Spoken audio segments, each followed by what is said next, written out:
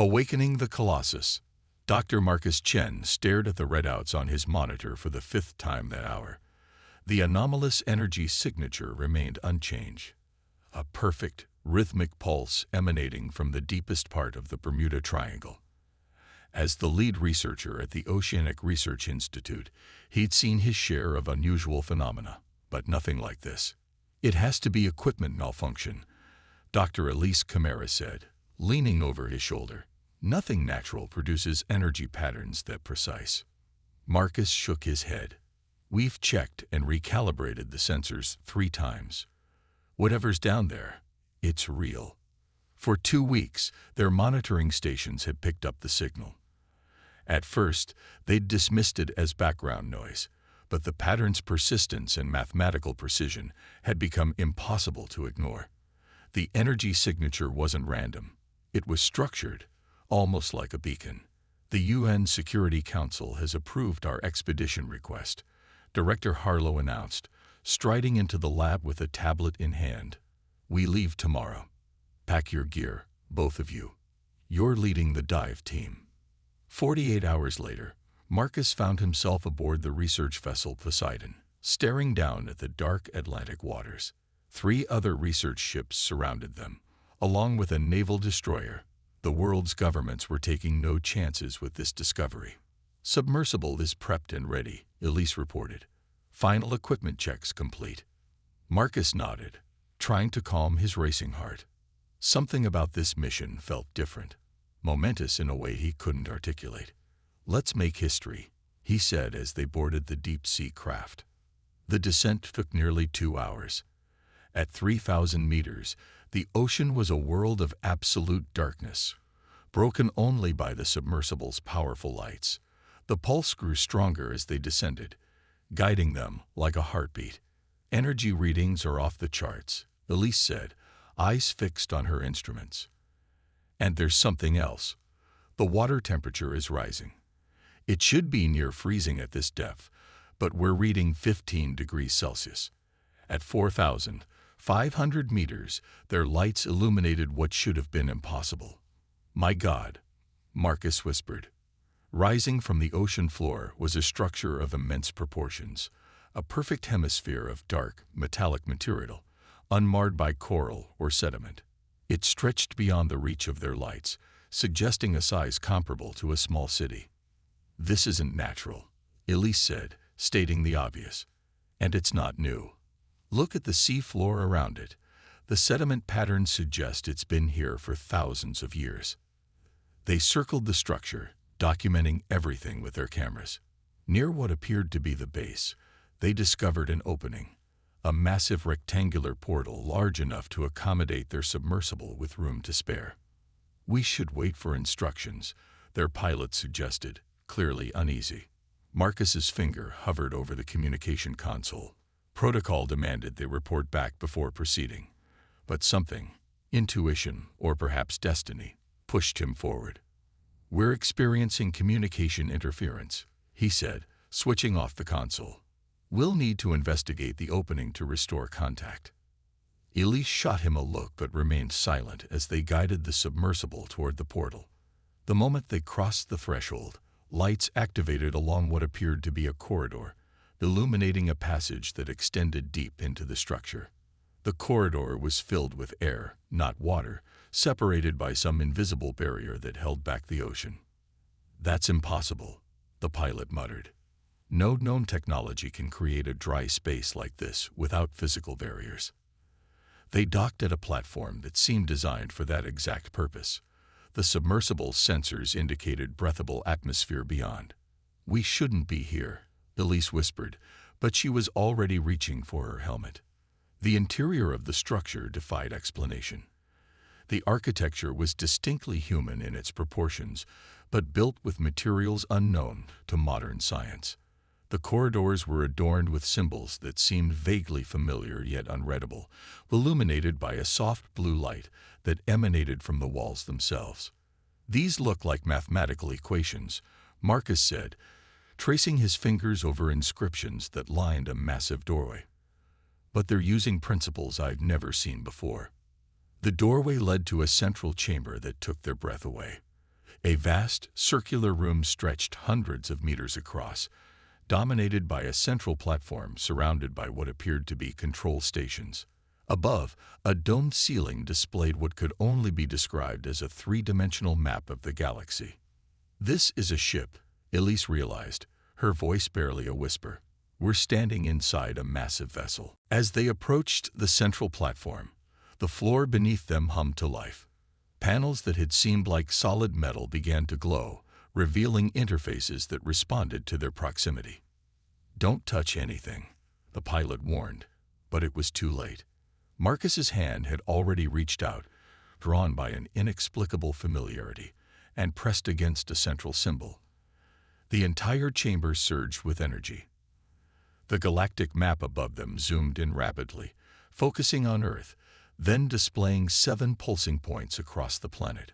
One in the Bermuda Triangle, others in the Mariana Trench, off the coast of Antarctica, beneath the Sahara Desert, in the Arctic Circle, in the Amazon Basin, and in the heart of the Himalayan mountains. A voice, neither male nor female, neither young nor old, filled the chamber, speaking in a language none of them recognized. Then, as if adapting to their presence, it shifted to English. "Genetic confirmation accepted. Human presence detected. Activation protocol initiated. Warship Aegis responding after 12,542 years of dormancy." The 3 explorers stood frozen as holographic displays materialized around them, showing systems coming online throughout the massive vessel. "This can't be happening," Elise breathed. "Human civilization didn't have this level of technology 12,000 years ago. We were just figuring out agriculture." The voice spoke again. "Query acknowledged. Historical databanks accessible. The predecessor human civilization reached Kardashev type 1.8 status before the cataclysm. All major population centers and technological infrastructure were destroyed. This defensive fleet was placed in dormancy as a fail-safe measure." Marcus approached one of the displays, which seemed to respond to his thoughts more than his movements. Images flashed before him. Cities unlike anything in recorded history, vessels traveling between planets, and then devastation on a global scale. "What was the cataclysm?" he asked. "The Voidborn invasion," the voice responded. "Extragalactic predatory intelligence. First contact occurred in the Kuiper Belt. Earth forces were overwhelmed. Strategic retreat and preservation protocol was initiated. 7 Titan-class warships were concealed at key planetary locations, awaiting the rebirth of human civilization." Elise had accessed another terminal, where technical specifications scrolled past. "Marcus, this ship, it's over 20 kilometers in diameter. It has weapons systems, faster than light capabilities, and manufacturing facilities. And it's just one of 7. The implications were staggering.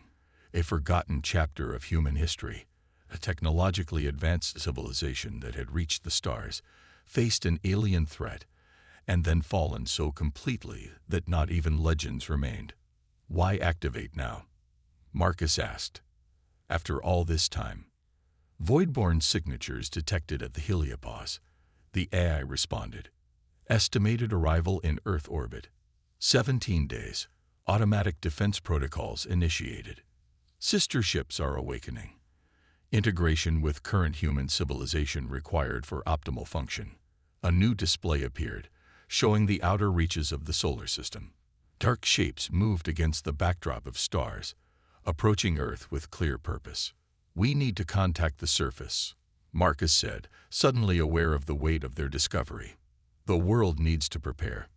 "Communications established with surface vessels," the AI confirmed. "Data package prepared for transmission, including historical records, technological specifications, and threat assessment." As they rushed back to their submersible, the massive ship continued its awakening sequence. Systems dormant for millennia hummed to life, and throughout the structure, lights brightened as power flowed through ancient conduits. By the time they reached the surface, the world had already begun to change. Satellite communications worldwide had been interrupted by a broadcast from the depths, the same message playing on every frequency, in every language. Attention, citizens of Earth. This is a planetary defense alert. Hostile forces approach. The Legacy Fleet has awakened to fulfill its purpose. Humanity must stand ready. The Poseidon was surrounded by naval vessels from a dozen nations, all converging on the site of the discovery. Helicopters circled overhead, and military personnel swarmed the deck as soon as their submersible docked. "What have you done?" Director Harlow demanded, his face ashen. "Every government on Earth is in crisis mode. There are reports of similar structures activating around the world." "We didn't do anything," Marcus replied. "It was always going to happen. They've been waiting for this moment, waiting for us to be ready." "Ready for what?" a military officer demanded. Marcus looked up at the night sky, where stars still shone peacefully. "War," he said simply. "A war that began before recorded history and is about to resume." In the depths below, the ancient warship Aegis continued its ascent, water cascading from its massive hull as it rose toward the surface for the first time in over 12,000 years. And in the cold reaches of space beyond Neptune, the darkness between the stars shifted, moving with purpose toward the blue planet that had once defeated it. Humanity had forgotten its greatest triumph and its most terrible enemy. But the ships remembered, and they had awakened to fulfill their purpose, to give humanity a second chance at survival. The war for Earth was about to begin again. Rising to defend. The sky above Washington, D.C. darkened as the massive holographic projection of the Aegis' eye appeared simultaneously over every major city on Earth. Its voice resonated through emergency broadcast systems worldwide, calm yet urgent. "Citizens of Earth, this message contains critical information about your history and immediate future. 12,000 years ago, your ancestors faced an extragalactic threat known as the Voidborn. They were defeated but placed 7 Titan-class warships in dormancy to protect future generations. The Voidborn have returned. You have 13 days to prepare." In the Pentagon's Emergency Command Center, Marcus and Elise stood before a panel of military leaders and government officials from around the world, attempting to explain a history that had been lost to time. "The AI has provided access to technological databases beyond our comprehension," Marcus explained. "According to these records, human civilization reached the outer planets before being driven back by the Voidborn. And we're supposed to believe that?" General Hayes demanded. "That our ancestors built interstellar warships, fought an alien war, and then what, just forgot about it all?" Elise stepped forward, activating a holographic display. The cataclysm wasn't just a military defeat, it was an extinction-level event. Major population centers were destroyed. The survivors reverted to a pre-agricultural state. Knowledge was lost, but the ships remained, waiting. On screens around the room, live feeds showed the other 6 warships emerging from their hiding places. In the South Pacific, a colossal disk rose from the Mariana Trench, water cascading from its obsidian surface.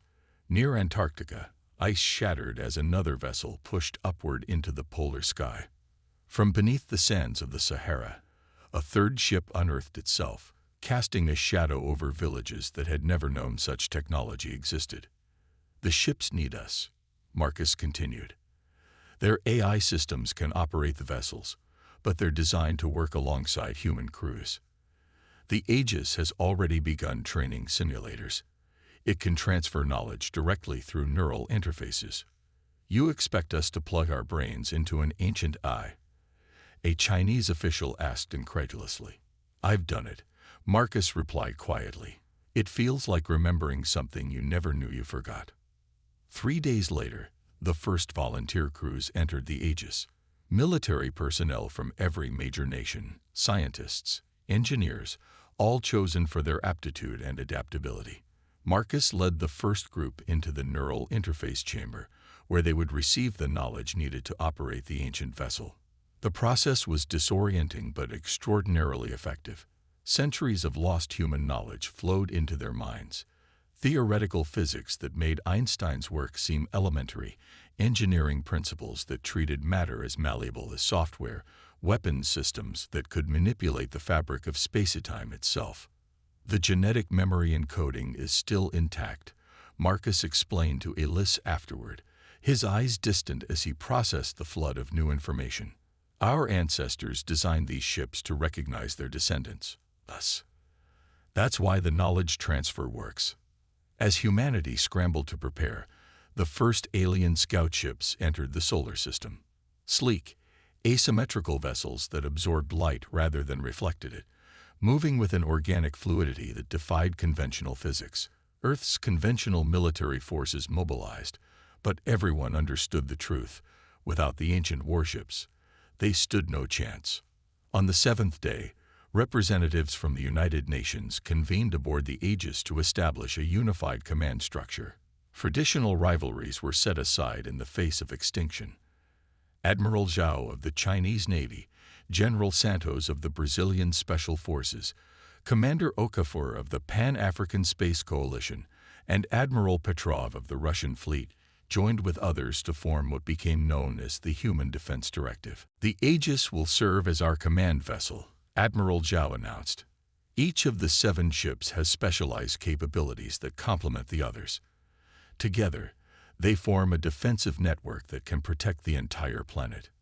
Marcus, officially appointed as scientific liaison, displayed the strategic deployment plan. The Hyperion will maintain low Earth orbit as our high ground advantage. The Prometheus will position at the Moon's L2 point to extend our sensor range. The other vessels will establish a defensive perimeter at key strategic positions. As the ancient warships moved into position, humanity watched in awe. These vessels represented their forgotten legacy, a testament to what humans had once achieved and could achieve again. Public fear gave way to a growing determination.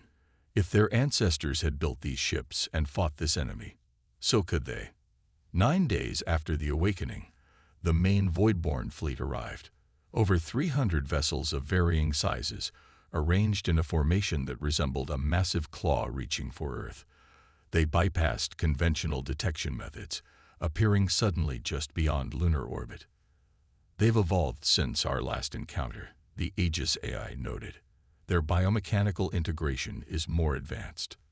A transmission reached Earth, not in words or images, but in sensations of hunger and anticipation that manifested in the minds of everyone on the planet. The message was clear. The Voidborn hadn't come to conquer. They had come to consume. All ships, battle positions, Admiral Zhao commanded from the Aegis's bridge. Around him, the newly trained human crew worked alongside the AI systems, muscle memory guiding their actions as they operated technology they had only known for days. The Hyperion fired first, its primary weapon unleashing a concentrated stream of particles that existed in multiple phase states simultaneously. The beam struck the lid Voidborn vessel, causing it to collapse in on itself as the very atoms of its structure destabilized. The battle had begun. The Voidborn ships scattered, adopting an attack pattern that targeted each of Earth's defenders separately. They moved with disturbing coordination, like cells in a single organism rather than individual vessels. They're trying to isolate each warship, Commander Okafor observed, preventing us from combining our defensive systems.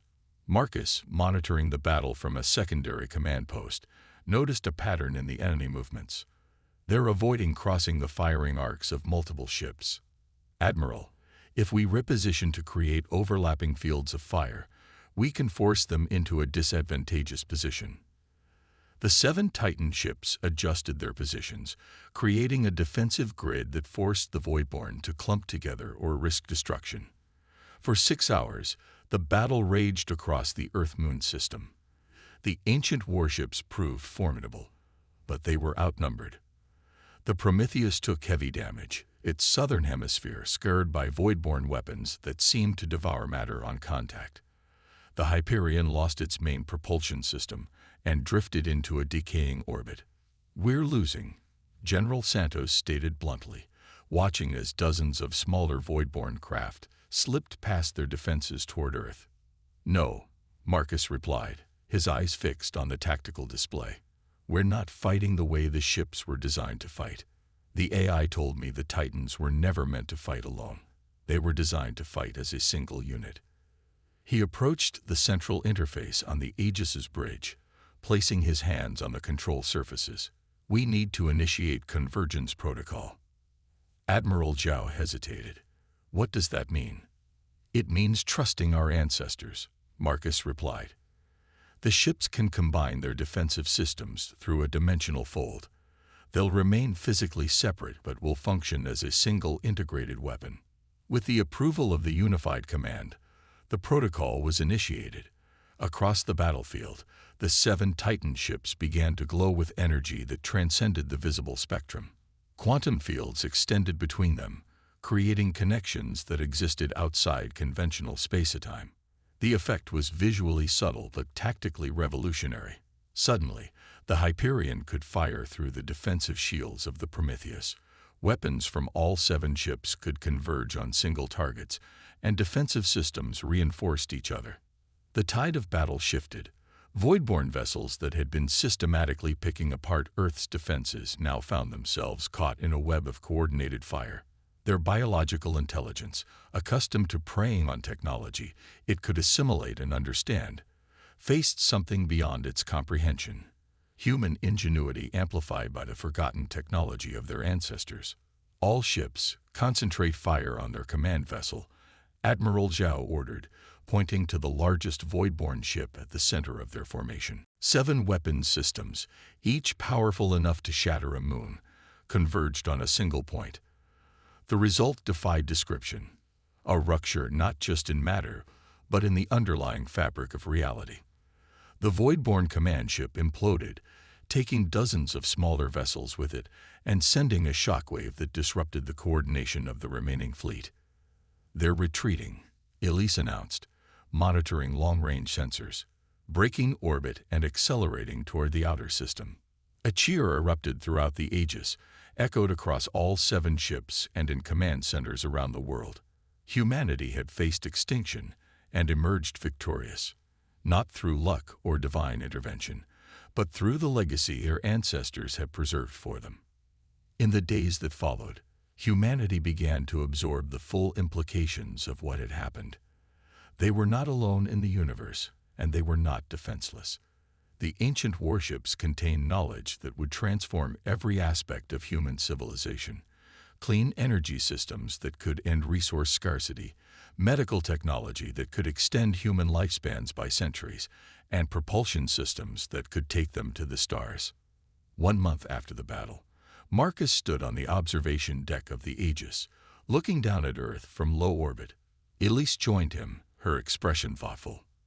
The UN is establishing a permanent space defense force, she said, using the Titan ships as the foundation. They're calling it the Legacy Fleet. Marcus nodded, watching as shuttles ferried personnel and supplies between Earth and the massive warship. We've been given a second chance. Our ancestors fought this war before and lost everything except hope. They sacrificed their civilization to give us this opportunity. The Voidborn will return, Elise said. The Aegis predicts they'll gather reinforcements from nearby systems. We might have years, maybe decades, but they'll come back stronger. And we'll be ready, Marcus replied. The neural interfaces are transferring more knowledge every day. Manufacturing facilities in the Prometheus are already producing new defensive satellites. The Hyperion has mapped the locations of old colonies in the outer system that we can reclaim. He turned to face her, his expression resolute. Our ancestors reached the stars once before. With what they've left us, we'll go even further. And this time, we won't forget who we are or what we've accomplished. Below them, Earth continued its peaceful rotation, its people united in purpose for perhaps the first time in human history. The great powers that had once aimed their weapons at each other now worked together to rebuild the Legacy Fleet, preparing not just to defend their world, but to reclaim humanity's place among the stars. In the command center of the Aegis, Admiral Zhao reviewed the star charts the AI had provided, maps of systems humanity had once visited, colonies they had established, allies they had made. Beyond their solar system lay not just threats but opportunities, a galactic community humanity had once been part of and could join again. "Set course for the Jupiter shipyards," he ordered. "It's time to wake up the rest of the fleet." The Aegis's massive engines ignited, propelling the ancient vessel toward the outer planets where, according to its databanks, hundreds more ships lay dormant, waiting to be reclaimed. Humanity's journey back to the stars had begun, not as explorers taking their first tentative steps into the unknown, but as inheritors reclaiming their forgotten legacy. The war was far from over, but for the first time in 12,000 years, humanity was fighting back. And this time, they would not be defeated.